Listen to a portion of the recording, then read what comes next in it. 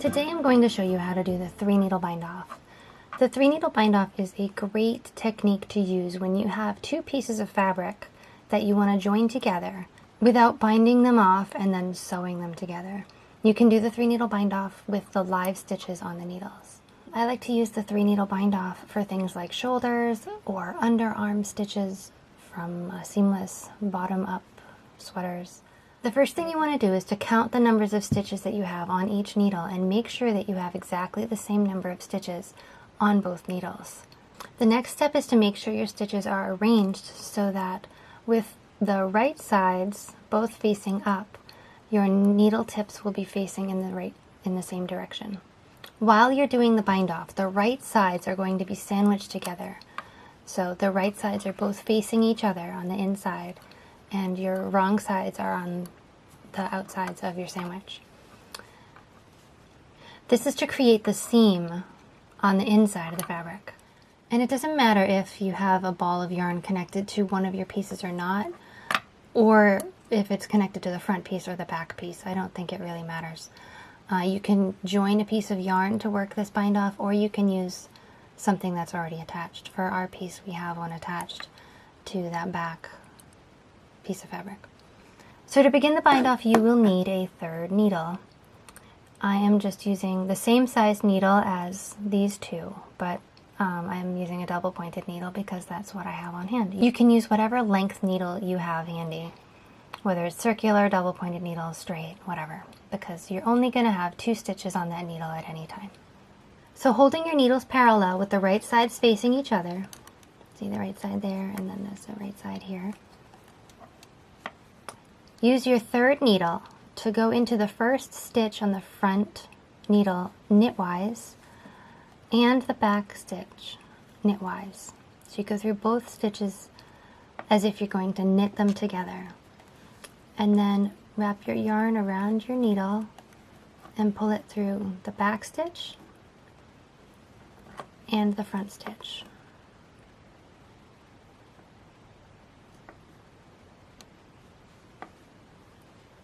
And slide both of those stitches off those 2 needles. And basically that's what we're going to do all the way across the row, and we'll bind off as we do it.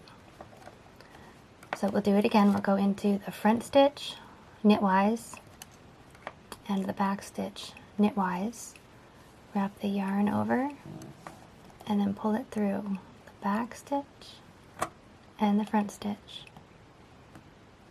and slide those off the needle. Now we have 2 stitches on the right needle, and we're going to lift this stitch up over that stitch and off the needle to bind off. And I usually use the back needle because it's easier, but to see it, I think I need to use the front needle so you can see what I'm doing. So I reach this needle into that 2nd stitch on the right needle, and I'm going to lift it up and over. I'm trying to catch it with my thumb so it doesn't slide off. So I got this here, and that's slid over it, and I can pop that right off. So there is one bound off stitch. And we'll just keep doing this all the way across the row. In the front, in the back, knit them together, and then bind off.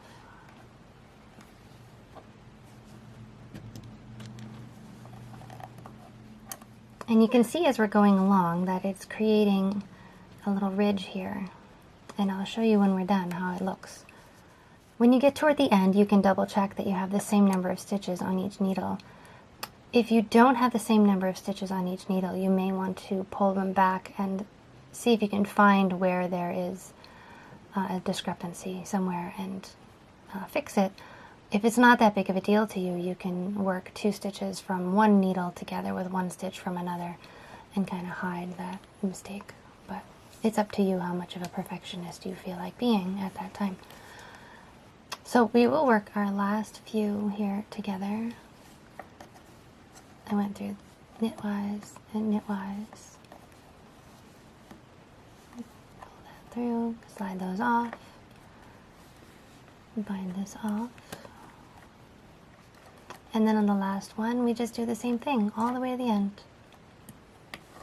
Careful that those needles don't slide out of there on this one. It can get slippery sometimes. Alright, you can drop one of those now. We're done with it. And do your last bind off. Okay, and then at this point, grab some scissors and snip this. Snip that. And just pull this through. And here you can see on the wrong side, there is a seam there. It doesn't have much bulk to it. It's less bulky, I think, than if you bound off something and then sewed it together using the mattress stitch. I think this is less bulky and it's pretty sturdy. And this is what it looks like on the right side. I hope you've enjoyed this tutorial and that you have learned something new that you can bring into your knitting projects. My patterns can be found on KristenTenDyke.com, and this technique is used in many of my seamless sweater patterns. The link to my website is in the description. Please like this video and subscribe to my channel, and I will see you in the next tutorial. Happy crafting!